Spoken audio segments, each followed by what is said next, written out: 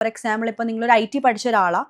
IT പഠിച്ചിട്ട് നിങ്ങൾ വീണ്ടും മാസ്റ്റേഴ്സ് പഠിക്കാനാണ് നിങ്ങൾ ലൈക്ക് ഓസ്ട്രേലിയയിൽ വന്നതെങ്കിൽ നിങ്ങൾ മാസ്റ്റേഴ്സ് പെർസ്യൂ ചെയ്യുന്ന സമയത്ത് തന്നെ നിങ്ങൾക്കൊരു തോട്ട് ഉണ്ടാവും, എന്നെക്കൊണ്ട് ചിലപ്പം ഈ റിലേറ്റഡ് ഫീൽഡിൽ എനിക്ക് കോമ്പറ്റീഷൻ ഹൈ ആയതുകൊണ്ട് കേട്ടോ, എന്നെക്കാട്ടി പൊട്ടൻഷ്യൽ ഗ്രാജുവേറ്റ്സ് ഉള്ളതുകൊണ്ട് കേട്ടോ എനിക്ക് ജോബ് കിട്ടിയില്ല അല്ലെങ്കിൽ കിട്ടില്ല എന്നൊരു കോൺഫിഡൻസ് കുറവ്, നിങ്ങളൊരു ആവറേജോ ബിലോ ആവറേജ് സ്റ്റുഡൻ്റ് ആണ്, നിങ്ങൾക്ക് ആ ഒരു കോൺഫിഡൻസ് കുറവ് വരുവാണെങ്കിൽ നിങ്ങൾക്ക് പാരലലി ജോബ് ഓറിയൻറ്റഡ് ആയിട്ടുള്ള വേഗം ജോബ് കിട്ടുന്ന കോഴ്സസ് പാരലലി ചെയ്യുന്ന നല്ലതാണ്. പക്ഷെ പ്രൊവൈഡഡ് നിങ്ങളുടെ വിസയുടെ ഇത് നോക്കണം.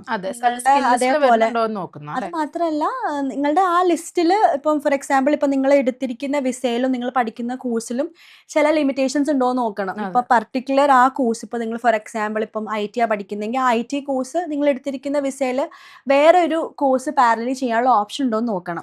അങ്ങനെ ഉണ്ടെങ്കിൽ മാത്രം, അതെ, അങ്ങനെ ഉണ്ടെങ്കിൽ മാത്രമേ നിങ്ങൾക്ക് ചെയ്യാൻ പറ്റുള്ളൂ.